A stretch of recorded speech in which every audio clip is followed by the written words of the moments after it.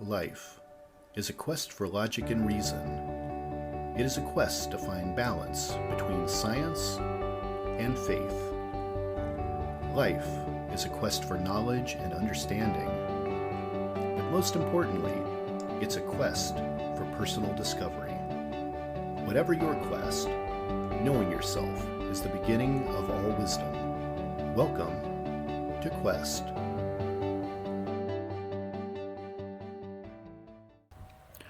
Hi, Maddie. Welcome back to the Quest podcast. Hi, Todd. Thank you for having me.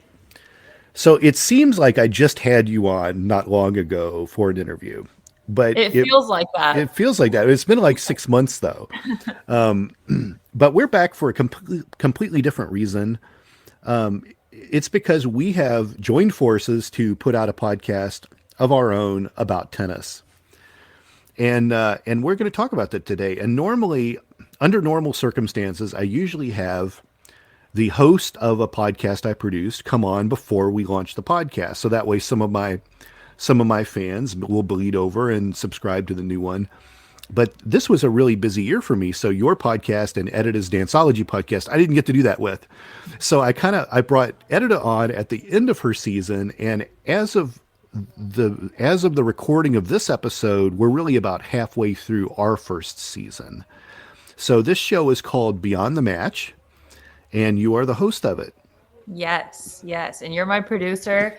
And it's crazy whenever you say that. I think back to whenever you had me on your show for the first time and we did the first interview. And it was right after that you and I got connected even more. And then Beyond the Match has really spun since then. And that was really, I guess, the beginning of it all. Yeah, and it's funny because my journey in tennis sort of like ended because I just ran out of people to play tennis with, right? so I played in middle school and high school and a little bit when I got out of high school, and then I got busy with life, and every place I traveled to or things I got involved in, there was just no one to play. So the game sort of ended because you kind of have to. It's kind of a two-person thing, right? So you can only hit against ball machines for so long before it bores you. Ball machine or a wall. Yeah, only therapeutic for so long before you want some competition. So when it got away from me, the game got away from me, I just kind of quit tuning in. Like I was barely paying attention to even who the players were. But after meeting you, you sort of like breathed some new life into this for me. And tennis is probably my favorite sport. So I thought, well, this is a great way for me to get back into it, to not only start playing again, but to really get the knowledge back that I had before, and then find out who's who, and do that, through knowing you and through producing this podcast that has up and coming people and, legends of the sport and things like that would come through. I thought that would be very cool. So I do thank you for that, like reigniting this for me. Absolutely. I mean, that's what it's all about, getting more people either involved from the beginner stages if they haven't known anything about it, or like you getting back into it. That makes me so happy. And I think I've said this many times that there's very few sports that you can really do your whole life, that you can play when you're little and you can play when you're old. And tennis is one of those sports that you can be an older man and still be out on the court and play. In golf and maybe just a handful of other things, but you really can't be a man in your 60s or older out playing basketball or soccer or football anymore. You really put yourself in danger, right? Yeah, they say racket sports are the sports that add the most years to your life. And I think, I don't want to be wrong on this, but I think that tennis is the number one sport that adds the most years to your life. So it is definitely a good lifelong sport to play. Yeah, for sure. So after our interview, I thought, well, I'm going to dust off the old tennis racket, and start to play more. And no sooner than I started getting back into the game, an unrelated injury hit me where I kind of damaged my knee. So I was sort of like out of commission for almost 4 months, letting my knee heal. It was a meniscus tear that was terrible. Like just bad enough to where it could have surgery, but it didn't really need to have it. So it was one of those really long healing processes.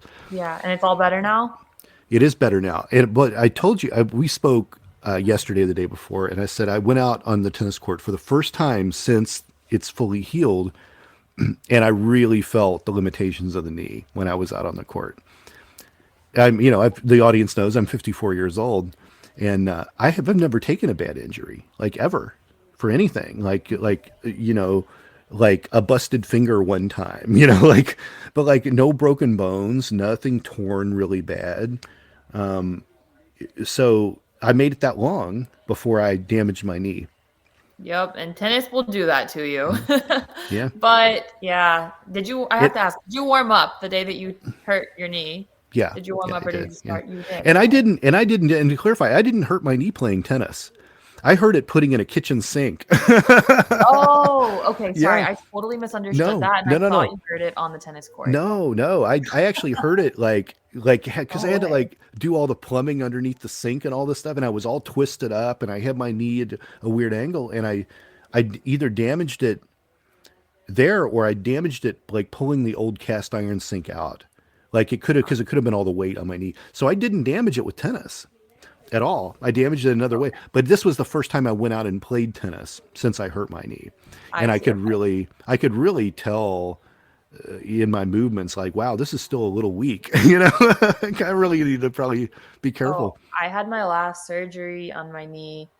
I want to say like 5 years ago, and I mean, I still feel it all the time. And it wasn't even a major surgery. It wasn't like a meniscus or ACL. It was something really small. And I mean, I still feel it. Like it just like locks up sometimes. But then like once it does this like weird clicking thing, it's almost Mine like a clicks. release. Yeah. And then Hmm. it's able to have like normal range of motion again. But till it does that click thing, I don't even know what to call it. It's very limited and kind of painful. Yeah. Yeah, when I damaged my knee, it would like click and then it would relieve, Mhm. the pressure, the pain or whatever, like you were saying. But I still have a nagging little click in there. There is Yeah. a nagging little click but I've got the That's full strange. range of motion of my knee, but I will have to probably take care of it. But between that and my shoulder, maybe my serves might be weaker. Push hands, go underarm. Could I mean, practically relearning. Why not learn with the left hand, right?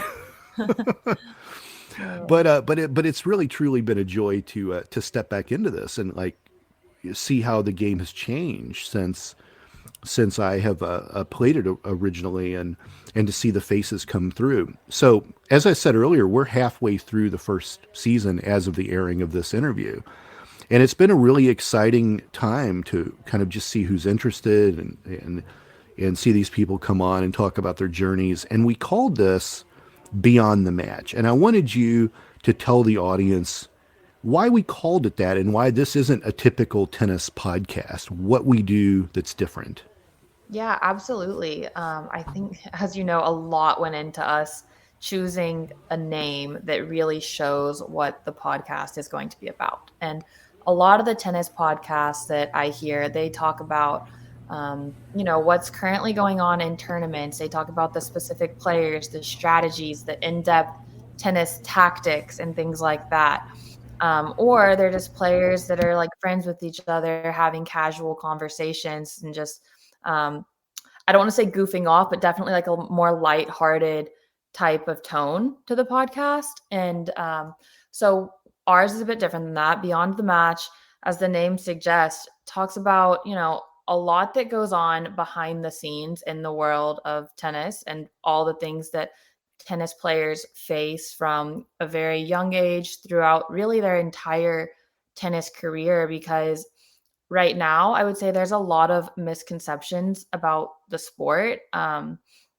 One like thing I can point out there is there's only about 100 men and 100 women that make a living in the sport. And it's one of the most popular sports in the world. So to think that there's only 200 people in the world making a living from it that are players is pretty crazy. And a lot of that has to do with the structure of the sport, the lifestyle, the amount of travel required, the expenses that are all on the players. They're, not uh, run by the federation. That's not all, given to the players. So then that puts a lot of emotional, physical tolls on players. And I guess that's more of the negative side of things that whenever you think of Beyond the Match. But then, of course, there are a lot of highlights too. There are a lot of opportunities. whether it be through collegiate tennis. We've had a few guests now that have come through the college tennis world. And yeah, so we really just go more into depth about all the different avenues and things that go on behind the scenes. For sure. I think, and I think tennis isn't necessarily unique in this aspect. I think it happens probably in any number of athletics, but beyond the match, what's fascinating about this and what I've kind of gleaned from the personalities of people that have come through is, people have relationship issues. They have problems at home. They certainly have health problems. And all of these things really affect, there's a physical game here, but there's also a mental game here. And I remember you telling me one time how really physically, when you're in maybe the top 50 or top 100, you're all pretty much equal in terms of you're just physically being in peak shape. What separates people is their mental game. Do you remember telling me that? Yeah. Yes, I do. I had Paulina Edmonds, who is a former Olympic figure skater, on my podcast as I'm amping up toward these 100 episodes that I've done. And she was a very popular guest in my first season, and I had her come back, and I asked her that question. I said, what separates maybe the top 20, 50 girls in women's figure skating when they probably all are at their peak physical conditioning? And she said, it's absolutely the mental game. She said, you can defeat yourself before you ever walk on the ice. That's so true for tennis as well. Yeah. And that's one of the things I find fascinating because, people have stuff going on in their lives before they ever walk out on the court. And we're getting that here. We're definitely getting that because not only are you maybe nervous about your competitor or who you're competing against, you might have just had a fight with your girlfriend and before you walk on the court, or you might, someone said something to you that was off color that you didn't like. And all of these things affect your game too, not to mention the money aspect and the travel and the stress of all of those things and all those rules and all of that. Oh, absolutely. Even a bad call from a ref during a match could spin you in a different direction. Off. If you're already at a place where you're tired from traveling to multiple countries in a week, away from home for so many weeks, you're stressing the financials, already pissed off going onto the court, the ref makes a bad call, you might lose it. Mm-hmm. Yeah. And then everything else, once you look back, it's like, I've seen people do it and then they've freaked out over a call, thrown the match for themselves. And then they're like, wow, I was so stressed about all those things that I let that cost me the match. And then that made all the sacrifices kind of worthless because I didn't even compete hard anyways. I said this in our previous interview, if anyone wants to go back and listen to it. But I said, I was a terrible high school tennis player. I was a great tennis player when I was in high school, but I was terrible as a competitive tennis player because I would defeat myself before I ever started playing. My mental game was so bad. If I was just playing with friends, we had a practice, I could give it my all and I'd be great. There was no pressure. But man, once there was a match, the pressure would just kill me. It would just destroy me. People struggle with that, even at pretty high level of the sport, people struggle with that too still. And one of my players the other day, actually, that I coached this girl, and she's a Division I college tennis player right now going into her junior year. And we're talking a lot about confidence with her because she is exactly like you just described. She can defeat herself before she steps on the court. So to try to inspire her, I sent her a quote. And the quote is, whether you think you can or you think you can't, you're right. Do you understand that quote when I say it? Yeah. I just heard that somewhere. Where was that at? Was it an episode of The Office? I heard it in. Potentially. I have not watched all of The Office. I think Michael Scott said that was what he lived by. Oh, no. A quote he lived by. It's not a good one. I know. And then someone turns to him and says, "Are you sure about that?" Oh, that's so funny. I'm pretty sure they used that quote in The Office, yeah. That's hysterical. Yeah. I'm sure it didn't originate there. Believe in yourself, Yeah. Now, see, I don't think that'll happen to me again because as I've grown up, I've become an incredible narcissist. And now I walk on the court with an incredible ego now. Like I've won before I've ever even served the ball. Yeah. You know what, though? That makes me think of like the college tennis world. And a lot of the times you can get a team and we've talked about this in some of the episodes as well, but culture within a team on college tennis teams is really, really important. And a lot of the time you'll get so many of the players buying in, but then you get this one that is like quite selfish, quite hard-headed, and a lot of the time they're the best player on the team. Mm-hmm. And I've seen that on numerous teams. And so maybe it is a little bit better that as you're getting older, you're turning into more of a narcissist. This is coming out in a future book of mine, but I argue this point a lot, that I think people have given narcissism a really negative connotation. I feel that narcissism can make a person bulletproof, like literally make them bulletproof. Like, you could be exempt from anything. You can't be torn down by anything. And I think it could be an upper level of a protection mechanism for you. And not the greatest example in the world, but Donald Trump is like an incredible narcissist. He has been for a large period of his life. But look at all the attacks that he's withstood. Most people couldn't have withstood a single attack against you in the way that he's had it. The press has torn him down. Legal has torn him down. Everyone's going to. He almost was killed 2 weeks ago, and I think it's very interesting that how does a person just keep moving forward, being attacked so much when some people, if one person at the grocery store said something wrong to him, they're in tears. So I feel like, it is a protective mechanism. Whether it's good or bad, I think is subject to interpretation. But I think if you walk on the court and you know that you're, I think you can manifest a victory, That's such an interesting take. But yeah, I think in sports and specifically tennis, that level of self-belief and confidence can take you really far. I wonder, how many competitors would compete against the Williams sisters and just think, well, yeah, I'm going home quick tonight. How many people walked on and said, I'm going to beat these girls, versus the ones that were like, yeah, this is going to be brutal. It's going to be humiliating for me. Like how many people were defeated before they ever played versus accepting the challenge of, I'm going to give her a run today. Yeah. Does that make sense? Oh, no, it absolutely does. People, I'm sure, would see their names in the draw and think, oh, crap. That makes me think right now, the Olympics, as we film this, the Olympics are about to take place, and Rafael Nadal is playing. And his opponent, Matt Ebden, posted something on Instagram, a funny video of his reaction to seeing the draw. I don't know if it was his real reaction or not, but essentially it was him just looking at the draw and then his face like, WTF. So that shows his mindset going into the match though. Mm-hmm. And so, yeah, I'm sure maybe he's going to turn it on when he steps on the court. Some players are very much capable of doing that, but that's pretty difficult to do. Yeah. As of this recording, I think we're like 5 or 6 episodes into the season. What have been some of the biggest takeaways for you with our guests? What surprised you that someone has said, or their take on the sport? Yeah, I would say I don't know how surprising it is for me, because I've seen it, my whole life. I've just had these conversations with people even before we started recording the podcast. But there are just some common themes, and one of them I would say is like having a purpose. One of them has been kind of what we just spoke about to some degree, but tennis players needing to be really selfish.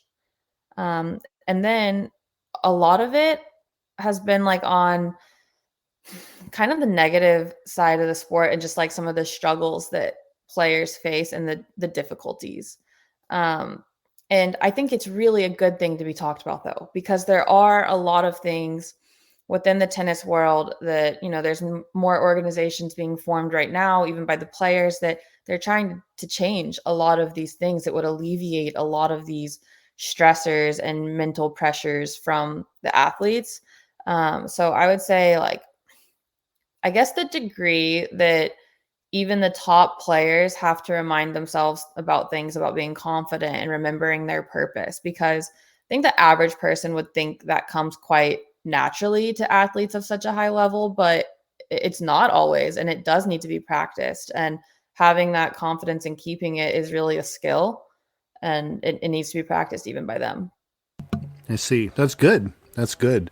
Yeah, I do. I agree with that. There have been some common themes with our guests Yeah. so far. It's been an Yes. exciting season.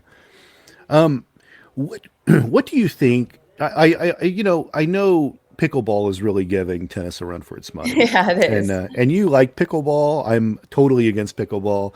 My prediction is that you're going to see all the pickleball equipment will be in yard sales in 2 to 3 years. It'll be one of those things where it's just everyone puts all their crap out for sale, getting rid of it. The I think fad will that'll be over. depend on the rate of injury that people that play pickleball keep having, because a lot of people keep getting injured. Yeah, well, that too, for sure. Mhm. And I just wonder if people lose interest, if it'll be one of those things that's just a summer thing that they picked up with their kids and then it's over and everyone loses interest and moves on.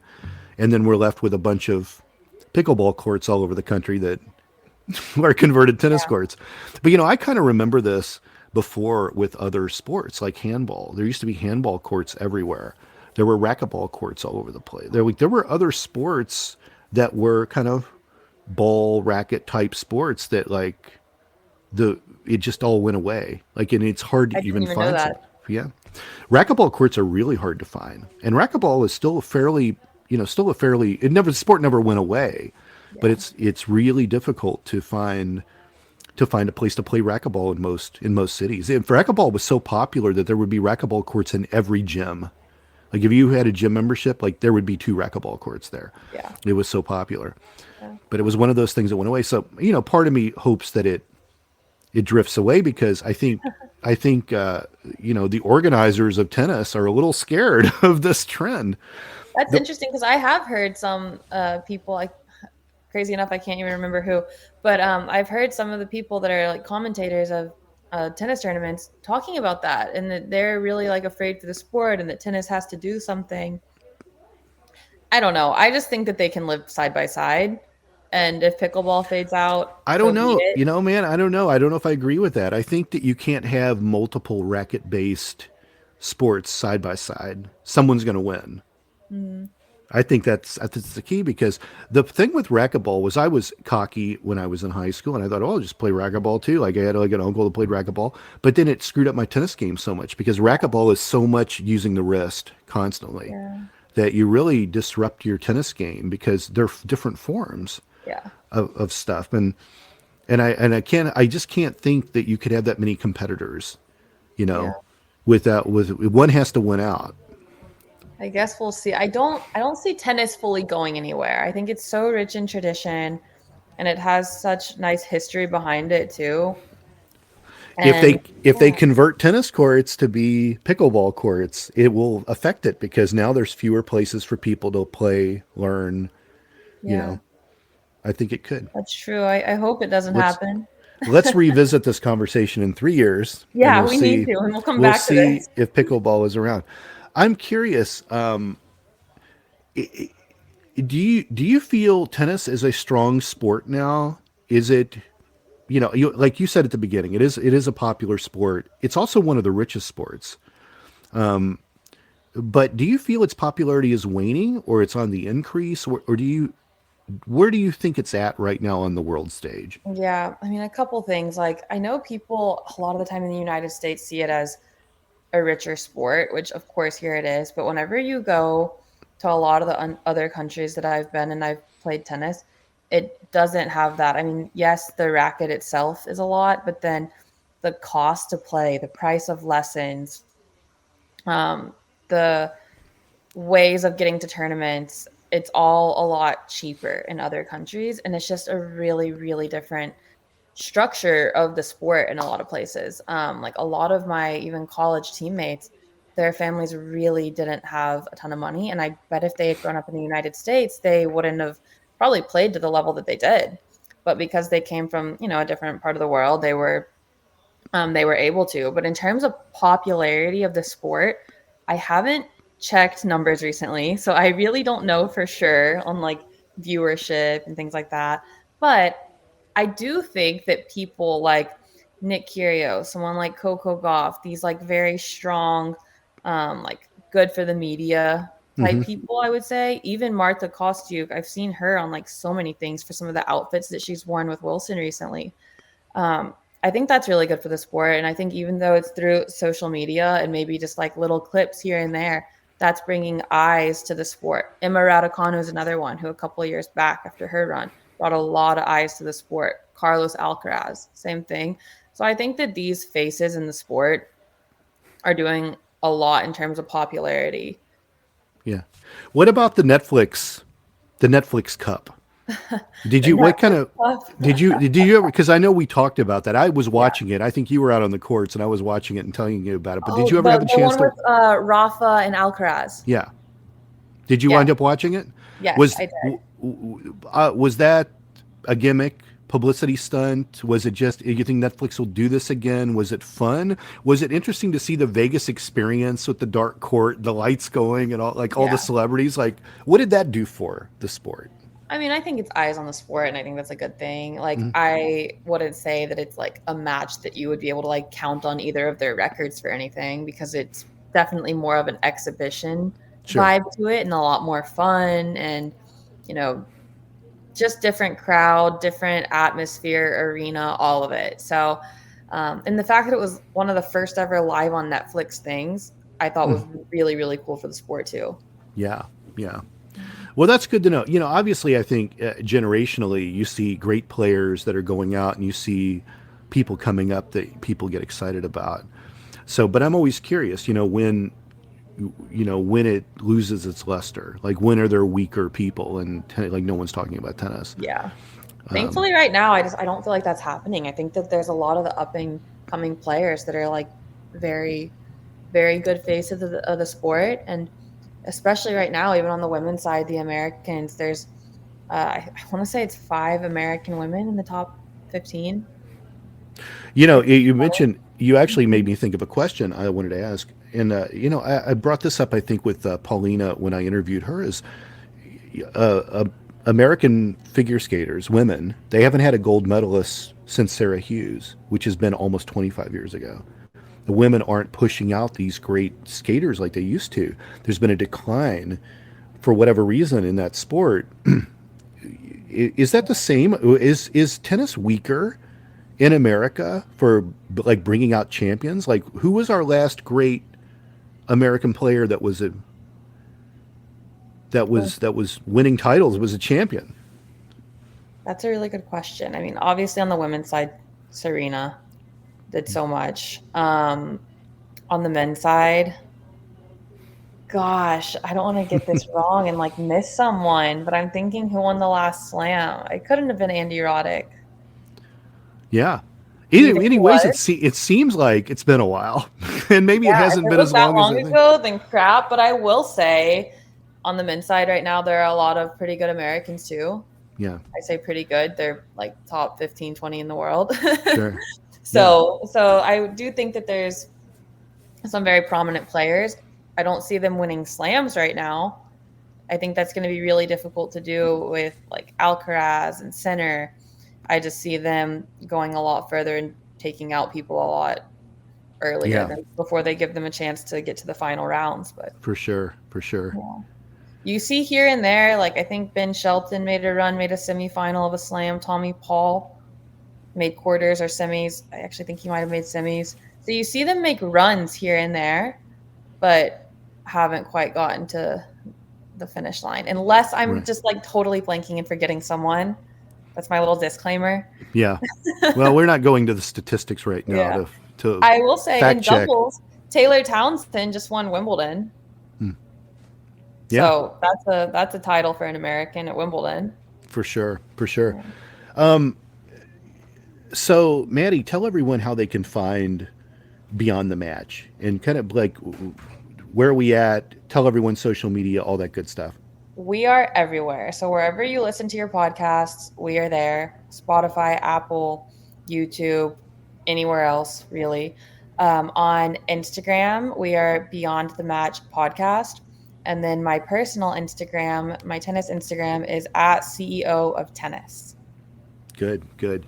Now, I'm going to do this thing. I'm going to see if I can remember these. You do this. We haven't put these out yet. But you do these little funny things at the end of our interviews with all of the guests, asking them these questions, and you answer with yes, no, maybe so, right? Yes. I'm going to turn the tables on you for this one. And I'm going to try and remember them all because I don't have them all written down. So you might have to go and give me some of the others. Okay. So the first one, have you ever drank soda during a match? Yes. What kind of soda, out of curiosity? Do you have a Coke? Yes. Really? Okay. Have you ever drank alcohol during a match? No, not during, but right before I've stepped on court. Yes. Oh. Rough time of my life. We don't need to revisit. Alcohol was in the bloodstream while you were playing. See? Oh, yeah. There were some mimosas. Funny. Okay. Have you ever overruled your doubles partner's call? Yes. Okay. Have you ever cursed at a referee? Probably, but not to where they could hear it. Have you ever broken a racket? Yes. Have you ever broken multiple rackets during a match? Maybe. Have you ever, and I want to actually kind of recraft this. Have you ever thrown a racket? Is it the same thing, breaking one, thrown one? They're different. You can throw it and not break it, and then you can break it without really throwing it. But yes, I have thrown my racket. Have you thrown it more than you've broken it? Yes. We might want to add that one in. That's true. What ones am I forgetting? There couldn't be very many more. Did I get them all? If I've cheated an opponent. If you've cheated an opponent, right. That's always your first one. That's always your first question. And we talked about changing that, and I forgot to change it. I've cheated when they've cheated me first. Like if I'm 100% sure that they're not just accidentally making a bad call and they have cheated me, then you got to cheat them back. Gotcha. Did I get them all? Was that all? Was that all the questions? I don't remember all of them off the top of my head. I have to have them in front of me, but I think that was like... There's only like 5. Have you ever not shook an opponent's hand after a match is one of them. Right.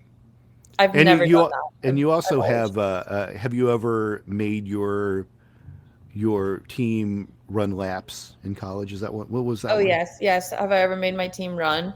Yeah, I made my team run, and it was always for really silly stuff, like accidentally wearing the wrong color t-shirt. And you have team rules of like what you're supposed to wear, and I would get my days of the week confused. Well, now you've heard it from Madi Harrison, her answers to these questions, which hopefully are going to go out on YouTube or virally at some point when you put all their fun answers out there. Yes. Because there's been some really interesting ones. But Madi, thanks for taking the time today to come out and talk about our podcast, because it's so much fun, and it's really helped me want to get back into the game, and I couldn't be doing it with a better person. Oh, absolutely. Thank you so much too. And I couldn't be doing it without all your help. So everyone look forward to the last 6 or 7 episodes of the first season. Then we'll be on a little bit of a break, and we'll come back for season 2 next year. And like she said, you can find it anywhere you listen to podcasts. We're on Spotify, Apple, YouTube, all those services all around the world. Yes. Tune in and learn about tennis. For sure.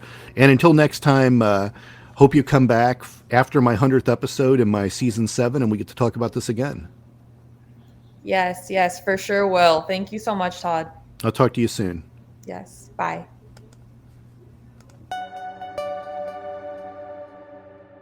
Metacortex Publishing hopes that you've enjoyed this presentation. Please take a moment to listen to some other podcast offerings from Metacortex Publishing.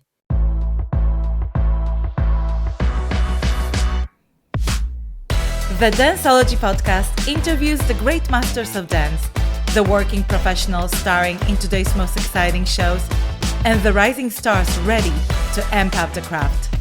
I'm your host, Edyta Stawinska from Dancing with the Stars. Join me as I dive into the world of dance, uncovering unique stories and the fascinating personalities of industry professionals on Danceology.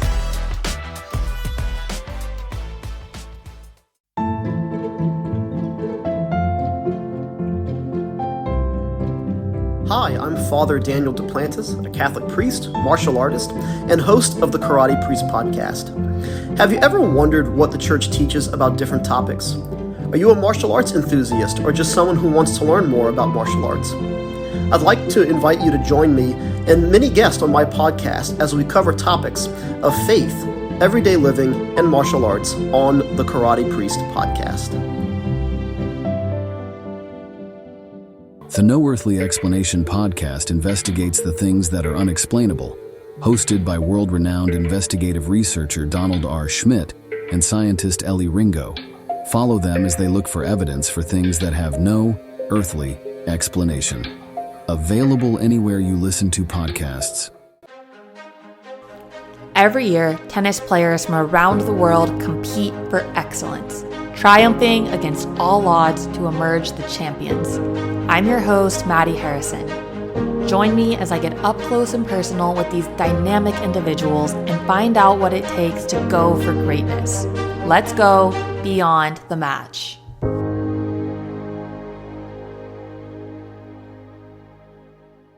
Cult Following is a podcast that studies the personalities and common traits of cult leaders and their followers. Get the real story behind these infamous and oftentimes tragic cults from a new perspective, through exhaustive research, and from interviews with people that were there. Available anywhere you listen to podcasts.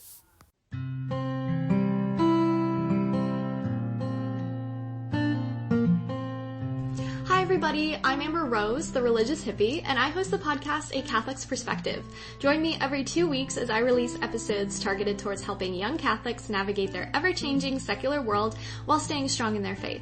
Whether you are a Catholic or not, all are welcome here. So if this is something that interests you, feel free to tune in. You can find A Catholic's Perspective on Spotify, Apple, or wherever you listen to your podcasts. I hope to see you there. Bye!